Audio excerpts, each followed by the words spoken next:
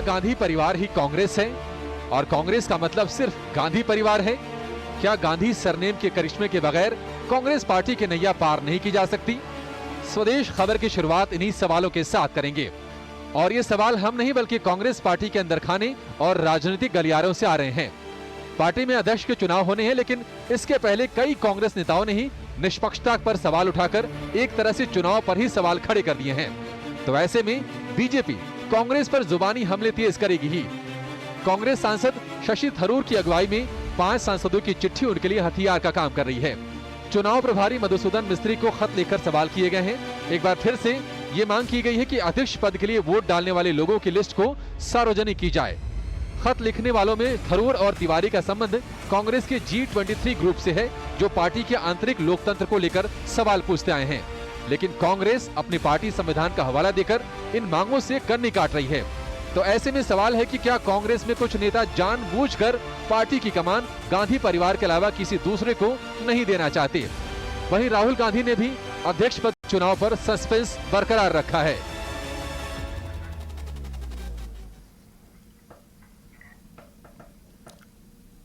नमस्कार, स्वदेश खबर में आपका स्वागत है। मैं हूं आदित्य राव और कांग्रेस की मुश्किलें से जुड़ी तमाम मुद्दों पर हम बात करेंगे आज। और दिल्ली में हमारी सहयोगी सामिया कपूर हमारे साथ जुड़ चुके हैं इस वक्त, और साथ ही राजनीतिक विश्लेषक तेजस मेहता भी हमारे साथ जुड़ चुके हैं। सबसे पहले चलते हैं दिल्ली में सामिया के पास। सामिया, बताएं चिट्ठी से जुड़ा मामला क्या है और क्या शशि थरूर सीधे सीधे पार्टी के लोकतंत्र पर सवाल उठा रहे हैं?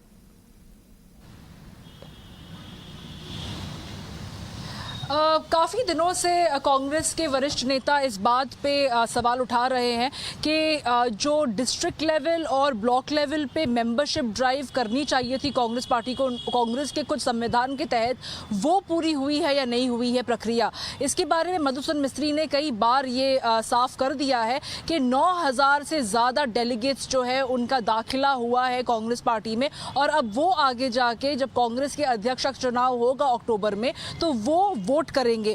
बट मनीष तिवारी, प्रद्युत बारदोले, अब्दुल खलीक, कार्ति चिदंबरम और शशि थरूर, इन 5 लीडर्स ने, और ये पांचों के पांचों लोकसभा के सांसद हैं, जिन्होंने चिट्ठी लिखी मधुसूदन मिस्त्री को ये पूछते हुए कि ऐसी क्या कारण है जिसकी वजह से कांग्रेस जो है वो जो वोटर्स की लिस्ट है वो सार्वजनिक क्यों नहीं कर रही है। अगर किसी को नामांकन करना है कांग्रेस के अध्यक्ष के पद के लिए, जो अक्टूबर में नॉमिनेशन शुरू हो जाएगा, तब उसको पता होना चाहिए, उनको पता होना चाहिए कि उनके वोटर्स कौन होंगे वो डेलीगेट जो आगे जाके ऐसे लीडर का नाम प्रपोज करेंगे। हालांकि कांग्रेस का ये कहना है कि एक बार आप नॉमिनेशन फाइल कर दीजिए, आप नामांकन कर दीजिए, तब आपको कैंडिडेट के तहत आपको वो वोटर्स लिस्ट आपको दी जाएगी, और ये वोटर्स लिस्ट PCC जो प्रदेश कांग्रेस कमेटी की ऑफिस है वहां से आपको प्राप्त हो सकती है। बट कांग्रेस की लीडर्स लोग का ये कहना है कि ये एक राष्ट्र लेवल का पद है, ये एक कांग्रेस अध्यक्ष का पद है। अगर कोई ये सोचना भी चाहता है कि हम उसके लिए जाके इलेक्शन के लिए नामांकन करें तो वो कैसे करें अगर ये पता ना हो कि उसको वोट करने वाले कौन लोग होंगे। और इसके ऊपर उन्होंने काफी आशंकाएं जताई है। वो कह रहे हैं कि 9000 जो डेलीगेट्स है कांग्रेस के बनाए गए, जो मधुसूदन मिस्त्री कह रहे हैं, उनमें से काफी ऐसे लोग हो सकते हैं जो कांग्रेस छोड़ के किसी और पार्टी को ज्वाइन कर लिया है या किसी का देहांत हो गया है। तो ये सब चीज को अगर कांग्रेस पार्टी चाहती है कि डाउट नहीं उठाई जाए, आशंकाएं नहीं उठाई जाए, तो आप सार्वजनिक कर दीजिए। हालांकि कांग्रेस पार्टी के लीडर्स का यह कहना है कि कांग्रेस के संविधान में इसकी कहीं भी उल्लेख नहीं किया हुआ है, तो इसकी वजह से वो केवल तभी आपको सार्वजनिक कर सकते हैं लिस्ट जब आप नामांकन करिएगा। तो अब इस तरह से एक असमंजस में मधुसूदन मिस्त्री जी है, उनकी तरफ से कोई प्रतिक्रिया अभी तक आई नहीं है। 17 अक्टूबर को कांग्रेस का वोट होने वाला है, बट क्या राहुल गांधी अग्री करेंगे? राहुल गांधी भारत जोड़ो यात्रा पे अभी आज तीसरा दिन हो गया है और उन्होंने अभी तक कुछ खुलासा नहीं किया है कि क्या वो आगे बढ़ चढ़ के नॉमिनेशन फाइल करेंगे, नामांकन करेंगे या नहीं करेंगे, क्या वो उम्मीदवार बनेंगे, दावेदार बनेंगे या नहीं बनेंगे। इसके बारे में अभी तक कोई एक तरह से सवालों का जवाब राहुल गांधी ने साफ तौर पर नहीं दिया है। पर वहीं पे और भी सारे नाम हैं, जैसे अशोक गहलोत है, जैसे मल्लिकार्जुन खड़गे, जैसे मुकुल वासनिक का नाम मैं यहाँ इसलिए लेना चाहती हूँ क्योंकि अभी हाल ही में 2 दिन पहले मुकुल वासनिक जो मध्य प्रदेश के इंचार्ज थे, वहां से उनको को हटा के जेपी अग्रवाल को वहां का इंचार्ज बनाया गया, क्योंकि मुकुल वासनिक को ऑर्गेनाइजेशन संगठन के लेवल पे एक इंपॉर्टेंट रोल देने के लिए, एक बहुत ही महत्वपूर्ण रोल देने के लिए बात की जा रही। क्या होगा वो रोल, इसके बारे में काफी सवाल उठाए जा रहे हैं। और वहीं जो G23 के लीडर्स थे जैसे शशि थरूर, मनीष तिवारी, उनका ये मानना है कि अगर आप चाहते हैं कि जो इलेक्शन में पारदर्शिता हो, उसकी वजह से आप अगर बात को सामने रख रहे हैं कि भाई कांग्रेस के संविधान के तहत ये इलेक्शन होगा, तो फिर आप सार्वजनिक करिए। जो वोटर्स की लिस्ट है वो आप वेबसाइट पर डाल दीजिए। हालांकि कुछ ऐसे लोगों का मानना है कि अगर वेबसाइट पे नहीं भी डाला जाता है तो अगर कोई एक लीडर कांग्रेस का अगर ये चीज मांग रहा है मधुसूदन मिस्त्री से, तो उसको इनकार नहीं करना चाहिए। हो सकता है कि वो उन 9000 डेलीगेट्स के लिस्ट को मद्देनजर रखते हुए इस निर्णय पे पहुंचे कि क्या वो आगे जाके नामांकन करेंगे या नहीं करेंगे। तो अभी इस पूरे मुद्दे के ऊपर में कांग्रेस की तरफ से कोई प्रतिक्रिया नहीं आई है। मधुसूदन मिस्त्री ने इस बारे में कुछ नहीं कहा है। उन्होंने केवल ये बोला है कि इसके बारे में कांग्रेस के संविधान में कहीं उल्लेख नहीं है, तो इन लोग आगे इसके बारे में कुछ ना कहना चाहेंगे। 24 सितंबर से ही कांग्रेस का नॉमिनेशन की प्रक्रिया शुरू की जाएगी। हालांकि राहुल गांधी तब भी पदयात्रा पे रहेंगे, पर अगर राहुल गांधी को नॉमिनेशन फाइल करना है, अगर उनको नामांकन करना है, तो उनको केवल एक पत्र लिखना पड़ेगा ये कहते हुए कि हाँ वो इसमें भाग लेना चाहते हैं, और उनकी बाकी जो भी जो करना होगा प्रतिक्रिया वो बाकी कांग्रेस के लीडर्स कर दिए जाएंगे। पर क्या राहुल गांधी वाकई आगे बढ़ेंगे और क्या शशि थरूर या मनीष तिवारी से कोई एक उनको चैलेंज करेगा, ये आने वाले दिनों पे ही साफ हो पाएगा। धन्यवाद साम्या हमारे साथ जुड़ने के लिए और पूरी डिटेल्स देने के लिए। अब हमारे साथ मौजूद है राजनीतिक विश्लेषक तेजस मेहता। तेजस, ये बताइए कि कांग्रेस पार्टी के अध्यक्ष चुनाव को लेकर पार्टी के अंदर ही शायद कई वर्षों से गहमागहमी चल रही है, और कांग्रेस पार्टी के अध्यक्ष के चुनाव को लेकर अब ये गहमागहमी सामने आने लगी है। तो क्या कांग्रेस के अंदर सब कुछ ठीक नजर आ रहा है इस वक्त आपको? के सामने जो समस्या है वो बहुत ही गंभीर है। पहली बात तो जो आपने शुरू में जो सवाल उठाए थे, क्या ये एक पारिवारिक पार्टी है, गांधी परिवार की पार्टी है, उनके ही इर्द गिर्द ये चलती पार्टी है, या ये एक लोकतांत्रिक पार्टी है? ये दोनों पार्टियों के का जो एक जो फॉर्मेशन होता है, स्ट्रक्चर होता है, बहुत ही अलग होता है। और जहां तक हम देख रहे हैं, पूरे कांग्रेस के लोग, सब लोग यही कह रहे हैं कि राहुल गांधी को ही होना चाहिए कांग्रेस प्रेसिडेंट। एक बाकी ग्रुप है जो कह रहा है कि नहीं, लोकतांत्रिक इलेक्शंस होने चाहिए। लेकिन लोकतांत्रिक इलेक्शंस हो गए कैसे? क्योंकि जब तक राहुल गांधी, सोचिए कि वो दावेदार ना भी हो, ये टाइम सोनिया गांधी दावेदार ना हो या प्रियंका गांधी ना हो, हम देखेंगे कोई और 3 लोग लड़ते हैं, उसमें से कोई एक जीतेगा। लेकिन जो राहुल गांधी तो वहां रहेंगे ही पार्टी में, तो उनके ही इर्द गिर्द दोबारा ये कोटरी होगी, उनके ही इर्द गिर्द उनके नेता होंगे, और जो एक रिमोट कंट्रोल तो कहीं और ही होगा। क्या ये नया जो कांग्रेस अध्यक्ष होंगे वो अपने आप इंडिपेंडेंटली वो कुछ काम कर पाएंगे, कि या सब कुछ राहुल गांधी के ब्लेसिंग से चलेगा?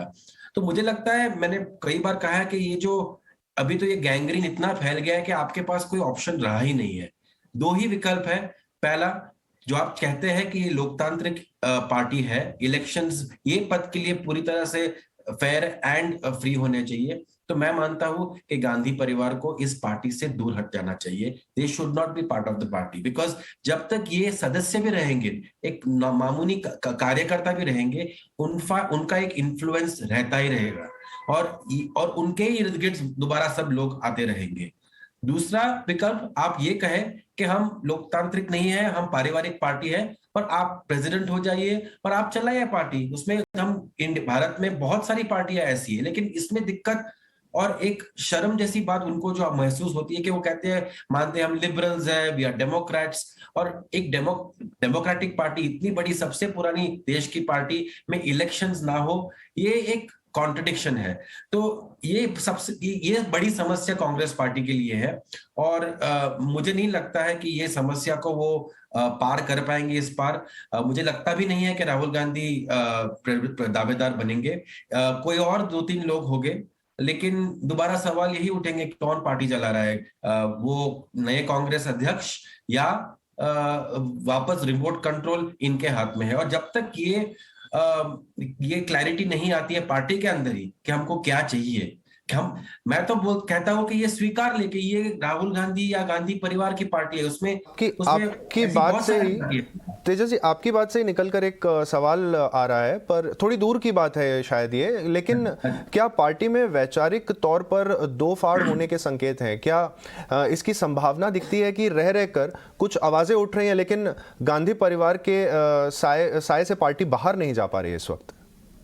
नहीं जा पाएगी। और जब तक आप कहेंगे कि दे आर द ग्लू, यही एक हमारी सीमेंट है, उनके बगैर हम कैसे करेंगे, तो ये नहीं, मुमकिन ही नहीं है। और असल में हम जानते नहीं है कि ऐसे कितने लोग हैं कि जो सही में मानते हैं, कितने लोग हैं कि वो बाहर खुल के आके बोलेंगे कि नहीं, हम एक लोकतांत्रिक पार्टी है, गांधी परिवार के अलावा भी हम ये देश चला सकते हैं, पार्टी चला सकते हैं। तो ये एक बहुत बड़ा सवाल है। जैसे अभी एक नेता ने कहा था कि कोई भी ऐसे, मुझे हमें कांग्रेस से एक नेता बताइए जो एक पैन लीडर हो। मेरा सवाल उनको ये था कि क्या अरविंद केजरीवाल पैन लीडर थे? आज घर घर में बच्चा उनका नाम जानता है, क्योंकि उसने अपना काम किया, नाम बनाया। पॉलिटिक्स की बात अलग छोड़ दीजिए, हम खाली यहाँ कैसे एक आदमी पार्टी बनाता है और वो पैन लीडर बन सकते हैं। लेकिन जब आप किसी और को मौका ही नहीं देंगे तो पैन लीडर बनेंगे कैसे? तो दूसरा सवाल यह है कि क्या वो वोट ला पाएंगे कांग्रेस पार्टी के लिए कोई और? गांधी परिवार तो लाता है 20%, और मोदी जी के वेव में भी 20% तो उनको मिलता ही है मिनिमम। तो वो तो परिवार को, पार्टी को मिलता है कि, लेकिन उसके आगे कौन लाएगा ये वोट्स? तो ये सवाल भी है कांग्रेस पार्टी के सामने। मैं नहीं कह रहा हूं कि ये बहुत आसान उसके कोई सॉल्यूशंस है, जवाब है, लेकिन आप डेमोक्रेटिक है या नहीं, लोकतांत्रिक है या नहीं, ये सबसे बड़ा सवाल है। कुछ भी बात करें बीजेपी की या लेफ्ट पार्टीज की भी, वहां एक सिस्टम होता है जहां ये पद के लिए कोई भी नीचे से आदमी ऊपर आके ये पद का एक दावेदार बन सकता है। कांग्रेस पार्टी में हमने ऐसा देखा नहीं है, और मुझे लगता नहीं है जब तक, इसलिए मैं कह रहा हूं दो ही विकल्प है, बहुत एक्सट्रीम पे है। आइदर आप मान ले, एक तरह से आप मान ले कि हम ही है कांग्रेस पार्टी के, गांधी परिवार ही है, हम ही चलाएंगे, तो बस और कुछ ऑप्शंस है नहीं, मामला खत्म। दूसरी बात, आप पार्टी छोड़ दीजिए, और जब आप निकलेंगे तब एक आपका साया जो है वो पार्टी से उतर जाएगा, निकल जाएगा, हट जाएगा। और तेजस जी, जब पार्टी में इतना असंतोष दिखाई दे रहा है और उसी दौरान राहुल गांधी भारत जोड़ो यात्रा पर हैं, तो आपको क्या लगता है कि भारत जोड़ो यात्रा का कैसा प्रभाव पड़ने वाला है इस पूरी सिचुएशन पर? देखो, ये बहुत एक अच्छा आइडिया है, क्योंकि ये टाइम पे एक पदयात्रा करनी, हर रोज आप टीवी में रहेंगे, लोगों के मन में रहेंगे, और हम जो कहते हैं पब्लिक लाइफ में जो बिकता है वो बिकता है, तो जो दिखता है वो बिकता है। तो और ये जो भारत जोड़ने की बात, ना जोड़ने की बात, ये सब तो एक पॉलिटिकल पॉस्चरिंग होता है पार्टियों का। जाहिर सी बात है, जो सरकार में हो कहेगी कि देश जुड़ा हुआ है और हमारे मोदी जी के नीचे और जुड़ेगा, और विपक्ष उल्टा कहेगी। मुद्दा वो नहीं है, लेकिन जो ऑप्टिक्स होता है, पॉलिटिकल ऑप्टिक्स, ये बहुत अच्छा है। लेकिन जो कल हमने देखा, अभी अब एक राहुल गांधी बर्बेरी का एक 42,000 का एक शर्ट पहनेंगे, वहां जाएंगे, तो ये थोड़ा, ये पॉलिटिकल पॉस्चरिंग होना चाहिए। आप कुर्ता पैजामा पहन के जाइए, आप जनता के बीच में अभी है, एक सिंपल व्हाइट शर्ट पहन के जाइए। आप बर्बेरी का इतना महंगा शर्ट पहन के जाएंगे, ठीक है, इसमें कोई बड़ी बात नहीं है, वो घर पे जो पहनते हैं आप, बाहर जो भी पहनते हैं, कोई दिक्कत नहीं है। लेकिन आपके जो ऑपोजिशन है, जो बीजेपी है, वो बहुत ही एक स्मार्ट पार्टी है, आपके हर गलतियों का वो एक लाभ लेंगे। और ये एक सिंपल एक बहुत ही बेसिक पॉलिटिक्स में एक आपको सिखाया जाता है कि आप कैसे बोलते हैं, कौन से कपड़े पहनते हैं ढंग के। इसलिए तो हमारे देश में सब लोग नेता हमेशा खाकी पहनते थे, हमेशा कुर्ता पैजामा पहनते थे। क्यों? क्योंकि आप एक इमेज देना चाहते हैं कि हम सादगी में जी रहे हैं। अब भले आप थोड़े, तेजस जी, एक आखिरी सवाल मैं आपसे पूछना चाहूंगा कि अगर हम कह रहे हैं कि राहुल नहीं, प्रियंका नहीं, सोनिया नहीं, तो फिर आखिर कौन, कांग्रेस को डील करने के लिए विकल्प कौन है जिस पर सबकी सहमति बन सकती है? और क्या कोई पार्टी ऐसी इस वक्त आपको दिख रही है केंद्र में जो विपक्ष में कांग्रेस का विकल्प हो? देखिए, पहली बात तो जब मैंने जब कहा, ये पहले तो साया वहां से उतरना चाहिए, निकलना चाहिए। राहुल, हम ऐसी एक सिचुएशन की बात करें जहां गांधी परिवार है ही नहीं पार्टी में। अब क्या होगा? अब सही में एक कॉन्टेस्ट होगा, क्योंकि ये बराबर की लड़ाई हो रही है। अभी कोई भी जो 3-4 उम्मीदवार हो गए वो बराबर के हो गए, और इसमें कोई सरनेम की बात नहीं है, कोई यहाँ कोई कोटरी की बात नहीं आएगी इमीडिएटली। यहाँ बात आएगी आपके काम की और आप कितने वोट अंदर से ले पा रहे हैं। जब आप ये कर पाएंगे तो ये पहला कदम होगा। आप नाम छोड़ दीजिए, मैं सही में कह रहा हूं। अभी तो है, अशोक गहलोत है, शशि थरूर है, सचिन पायलट एक यंग लीडर है, वो भी सामने आ सकते हैं। हालांकि वो मुख्यमंत्री बनने की बहुत समय से चाह कर रहे हैं, लेकिन ऐसे कई 4-5 नामे हैं, मल्लिकार्जुन खड़गे है। तो आप भले एक बार बनेंगे, सफल नहीं हो पाएगा, दूसरा कोई आ जाएगा। ये जो प्रोसेस है इलेक्शन का, आपने 5 साल में, 10 साल में आपको एक नेता मिल ही जाएगा, गारंटी दे रहा हूं आपको। और आपका दूसरा सवाल, आज की तारीख में सरकार के लिए, बीजेपी के लिए कौन एक विपक्ष हो सकता है? हम 2022 की बात करें, 24 की बात करें, तो मुझे आज के समय में कोई दिख नहीं रहा है। हाँ, हालांकि आप आम आदमी पार्टी ने दिल्ली में भी और पंजाब में भी सरकार बनाई है, गुजरात में आके जाएंगे, लेकिन अभी भी वो जो कांग्रेस का जो स्पेस है वो कैप्चर करने की कोशिश करेंगे। उनको मेरे ख्याल से उनको अभी भी 5 से 6 साल और लगेंगे कि एक थोड़ी और बड़ी पार्टी वो बन जाए, और दो स्टेट्स कहीं उनका जो एक रूट बन जाए, तो वो आगे कर सकते हैं। 24 में मुझे कोई, इसमें नीतीश कुमार की भी एक छोटी सी भूमिका आती है, जहां पर वो कह रहे हैं कि हमें विपक्ष को जोड़ना होगा और सबको मिलकर एकजुट होना होगा। तो उस पर आपके क्या विचार है? हाँ, ये भी देखिए, बड़ी किताबी बातें हैं, हमको साथ में आना चाहिए। ये एक इलेक्शन के लिए हमने देखा, अभी जो प्रेसिडेंशियल इलेक्शन जो हुए थे, राष्ट्रपति जी के जो इलेक्शन हुए थे, उसके लिए वो साथ में नहीं आ पाई। वो भी एक ये पोस्ट है जो एक फिगर हेड का पोस्ट है हमारे देश में। ये एक माने प्रधानमंत्री का पोस्ट जो होता है वो मोर पावरफुल होता है, उसमें पॉलिटिकल खींच हो सकती है, लेकिन ये तो एक फिगर हेड का पोस्ट था, उसके लिए साथ नहीं आ पाए। तो कैसे आप सोच सकते हैं कि इतनी सारी पार्टियां एक साथ आएगी? क्योंकि उनके जो ये सब रीजनल पार्टियां है, और उनके जो मकसद है, कई ऐसी जगह है जहां कांग्रेस और जेडीयू साथ में, जब अभी तो साथ में हो गए लेकिन साथ में नहीं थे।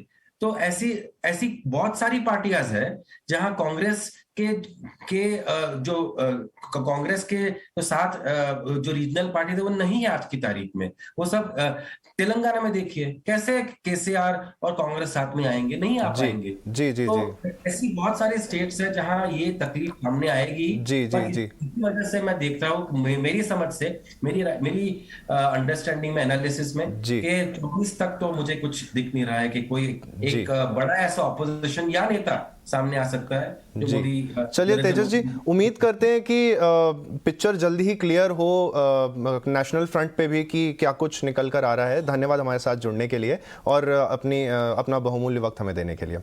चलिए आगे की बात कर लेते हैं। कांग्रेस की भारत जोड़ो यात्रा का आज जो चौथा